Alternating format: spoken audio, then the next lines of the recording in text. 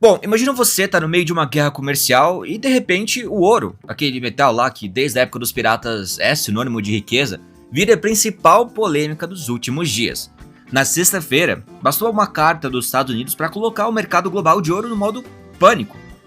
Refinarias suíças travaram, traders arrancaram os cabelos que sobraram e o preço disparou para um recorde histórico. Só para despencar logo depois, quando o governo Trump deu a entender que, na verdade, talvez não fosse bem assim.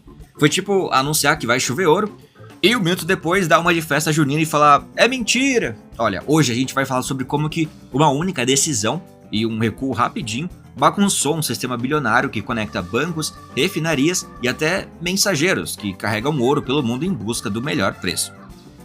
E bom, bora falar também sobre uma matéria de opinião do David Flicking, que cobre mudança climática e energia para a Bloomberg News. Olha só o ponto que ele traz pra gente. O que a febre Labubu revela sobre o desafio de conter o uso de plásticos no mundo?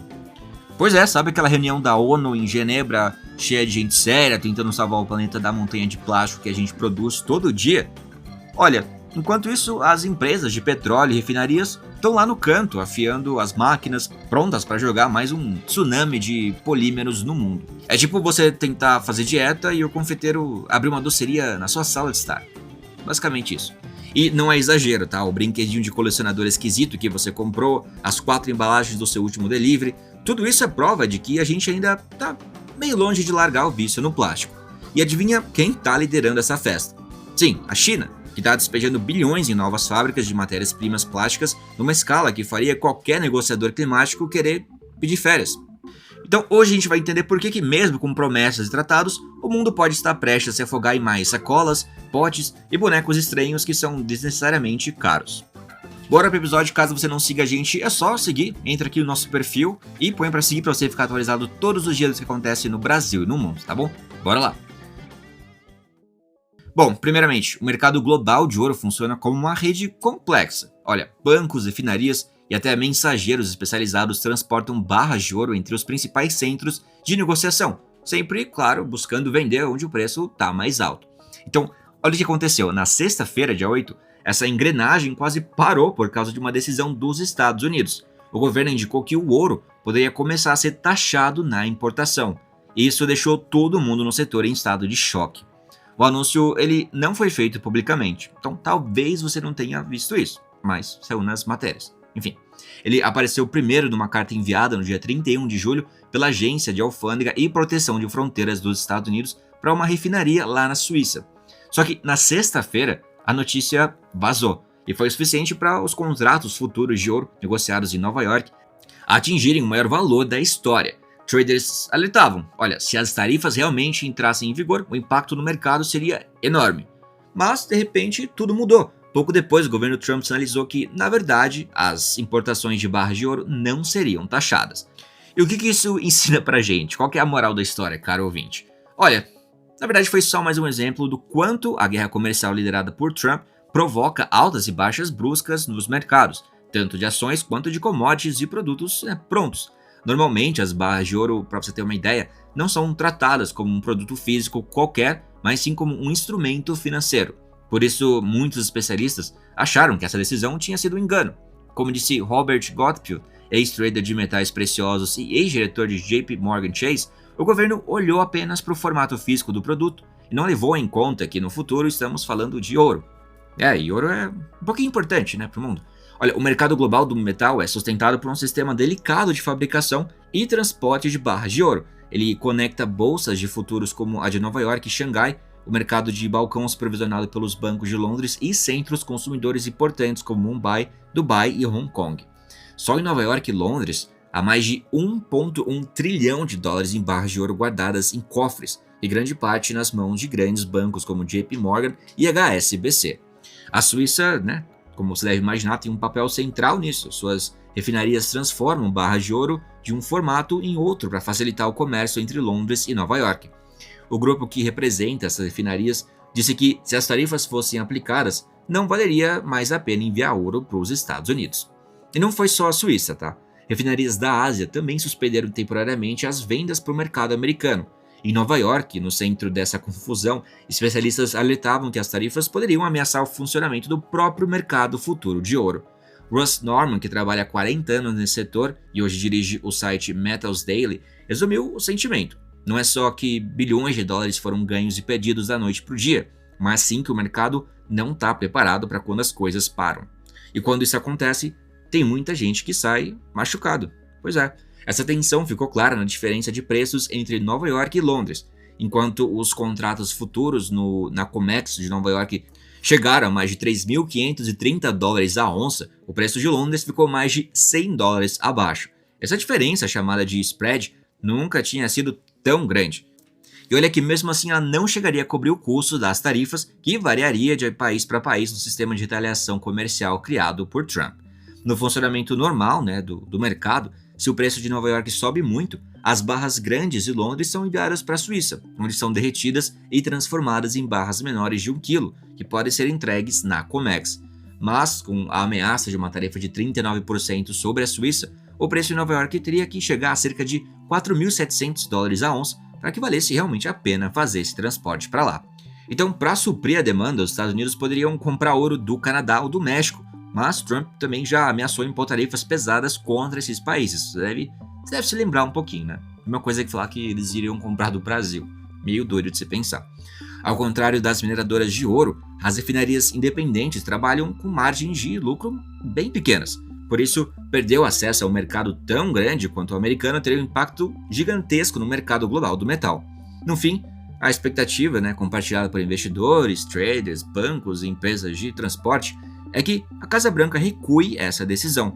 E parece que isso vai acontecer, tá? Um funcionário do governo disse que deve ser publicada uma ordem executiva para esclarecer o que chamou de desinformação sobre tarifas para o ouro. Derek Kung, chefe de commodities e gestor do DWS Group, resumiu a sensação geral. Olha, todos os dias surgem novas regras que podem mudar totalmente o mercado de qualquer produto, e novas mudanças podem vir nos próximos dias.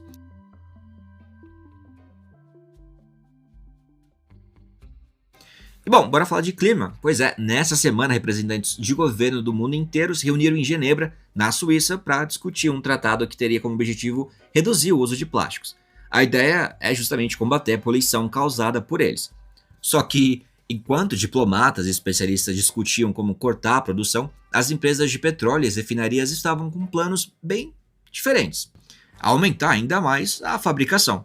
Ou seja, é como se um grupo tentasse secar a banheira, enquanto o outro abrisse ainda mais a torneirinha ali. Um exemplo do nosso problema com plásticos está em coisas do dia a dia. O boneco Labubu, aquele brinquedinho fofo e meio estranho que virou febre no mundo inteiro por algum motivo, nunca vou entender o porquê, é feito principalmente de poliéster e PVC. Já a comida que você pede no delivery provavelmente chega em várias embalagens, como recipiente de polipropileno e polietileno. O que é isso, Alan? Eu não faço ideia, eu tive que gravar umas 3 vezes para conseguir acertar o nome disso. Mas depois de uma pesquisa rápida aqui com a ajuda da Bruna, eu vi que é basicamente plástico, tá? Plásticos que a gente usa para guardar alimentos, esse tipo de coisa no dia a dia. E, bom, isso mostra que estamos um pouco longe ainda de abandonar nosso hábito de consumir plástico. E no centro dessa história toda está a China. Na semana passada, a Shandong Yulong Petrochemical anunciou que vai gastar 16,4 bilhões de dólares para ampliar uma fábrica que produz matérias-primas plásticas, que são os produtos químicos básicos como etileno e propileno, usados para criar polímeros. Outra palavra difícil, mas é plástico. Confia. Outro exemplo é a PetroChina, também aprovou um projeto de 9,6 bilhões de dólares para construir uma nova fábrica de plásticos, segundo a Reuters. E bom, se você parar para pensar, você vai pensar parado. E vai ver que tudo isso faz parte de um plano enorme da China para se tornar autossuficiente na produção desses químicos, que antes ela precisava importar. Então, desde 2018, a produção de etileno na China praticamente dobrou, passando para 35 milhões de toneladas em 2024. E o plano é adicionar mais 33 milhões de toneladas até 2030. Entre os projetos, há gigantes como Saudi Basic Industry, Shell, BASF e Sinopec. Hoje, a China já consome plástico num ritmo parecido com o de países desenvolvidos. Em 2019 foram 76 quilos por pessoa, quase o mesmo que o Japão, que atualmente consome 82 quilos. Mas ainda menos que a União Europeia, de 115 quilos. E desde então, é quase certo que esse número tenha aumentado. E boa parte disso vem de embalagens, que representam cerca de 40% do uso de plásticos no país. E esse setor cresceu muito nos últimos anos. Só em 2022, o número de entregas expressas na China praticamente dobrou. Olha, mesmo com promessas vagas do governo de reduzir o desperdício, não há ainda sinais de medidas fortes para conter esse aumento. E não é só a demanda que preocupa. A oferta de plástico também pode crescer por causa de mudanças no setor de energia. Com o aumento dos carros elétricos, as refinarias de petróleo tendem a produzir mais nafta, já que ela é parecida quimicamente com a gasolina, cuja demanda deve cair. A nafta é usada, caso você não saiba, principalmente para fazer matérias-primas plásticas. Outro exemplo, o metano, que vem substituindo o carvão na geração de energia normalmente, vem misturado com líquidos de gás natural, ou LGN, que incluem etano e propano, que são 2 elementos essenciais para a fabricação, de plástico. Então, olha isso, hoje cerca de 1/3 da produção de petróleo dos Estados Unidos já não é petróleo bruto, mas LGN. E graças às novas fábricas de plásticos na Ásia, os LGN se tornaram o 3º maior produto exportado dos Estados Unidos para a China, atrás apenas da soja e do petróleo bruto. O governo americano estima que a exportação de etano deve aumentar cerca de 30% em 2025 em relação a 2024. Um dos motivos para isso é uma isenção de tarifas que afeta quase todo o comércio entre Estados Unidos e China. A Arábia Saudita também está entrando pesado no setor. O campo de gás de Jafurah, que começa a operar nos próximos meses, terá foco em fornecer, sim, LGN. Então, no fim das contas, mesmo que a produção e o consumo de petróleo e o carvão diminuam, ainda assim o mundo pode acabar inundado com matérias-primas plásticas e com fábricas prontas para transformar isso em sacolas, caixas, roupas e também utensílios sintéticos. Agora, a pergunta é: será que os negociadores da ONU reunidos lá na Suíça conseguem realmente controlar esse vício global no plástico? O histórico, ele não é animador. Pois é, a reunião anterior em Busan, na Coreia do Sul, aconteceu pouco depois das eleições nos Estados Unidos e resultou numa declaração tímida que nem sequer mencionava o objetivo principal, que é acabar com a poluição por plástico. Mas existe um detalhe curioso nessa história. Atualmente, há excesso de capacidade de produção de etileno no mercado. Segundo a consultoria Wood Mackenzie, até 55 milhões de toneladas podem ser cortadas. Na Europa, o risco é ainda maior, com cerca de 40% dessa capacidade ameaçada. E isso lembra o que aconteceu lá em 2022, quando a invasão da Ucrânia pela Rússia forçou a União Europeia a cortar o consumo de gás em cerca de 20% em apenas 4 anos. A questão é que a União Europeia está bem mais preparada que os países que não estão dentro do grupo para lidar com o fechamento de fábricas de plásticos virgens, porque tem sistemas de reciclagem e também separação de lixo muito avançados. Mas, mesmo assim, se as plantas químicas começarem a fechar, devemos ver muitas notícias sobre a indústria europeia perdendo espaço para a China.